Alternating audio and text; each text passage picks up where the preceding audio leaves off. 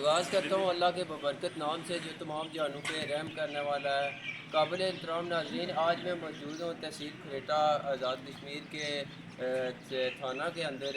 تو یہ آپ میرے پیچھے دیکھ سکتے ہیں، یہ ٹماٹر لگے ہوئے ہیں تھانے کے اندر۔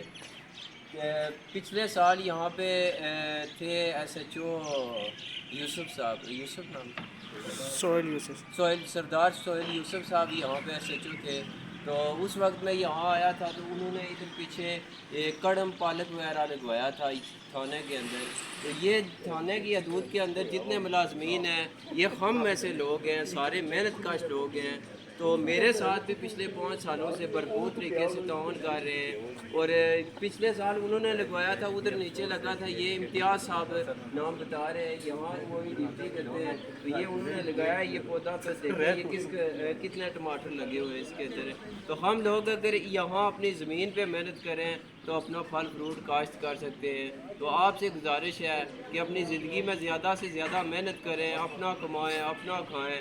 جس طرح یہ اگر یہاں امتیاز صاحب کی کاوش سے یہ ہو رہا ہے، یہ اس طرح فروٹ لگ رہا ہے، سبزی لگ رہی ہے، تو ہم سب کو بھی کوشش کرنی چاہیے کہ اپنے گھروں میں اپنی تازی سبزی پیدا کریں اور اپنا کمائیں، اپنا کھائیں، اسی میں برکت ہے۔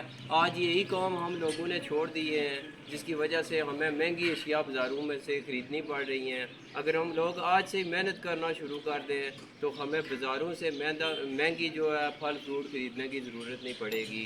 جو بہترین قومیں ہوتی ہیں، جو بہترین معاشرے ہوتے ہیں، جو قومیں ترقی کرتی ہیں، وہ اسی چیز سے ترقی کرتی ہیں کہ وہ اللہ کی دی ہوئی نعمتوں کا بہتر استعمال کرتی ہیں۔ جو قدرتی وسائل ہے، جس میں سب سے پہلے زمین آتی ہے، اللہ کی سب سے بڑی نعمت ہے، وہ ان چیزوں کا بہتر استعمال کرتے ہیں، تبھی وہ معاشرے ترقی کرتے ہیں اور اوپر جاتے ہیں۔ تو یہ تھانے کے اندر جو لوگ موجود ہیں، عوام جو ہے نیگیٹو ریئیکشن دیتی ہے، لیکن یہ ہمارے بھائی ہم میں سے ہیں، محنتی لوگ ہیں الحمدللہ۔ میں یہاں ان کے پاس آتا ہوں، بیٹھتا ہوں، میرے ساتھ بھرپور تعاون کرتے ہیں، اور ان سب کے دلوں میں بھی عوام کی خدمت کا جذبہ ہے۔ تو یہ ایک اچھا میسج ہے۔ اگر امتیاز صاحب نے تھانے کے اندر یہ کاوش کی ہے اور اتنا یہ فروٹ لگا ہے تو ہم سب کو بھی اپنے گھروں میں کرنا چاہیے۔ تو میری دعا ہے کہ اللہ تعالیٰ تمام امت مسلمہ کی خیر فرمائے اور ہم سب کی مشکلات کو آسان کرے۔ والسلام۔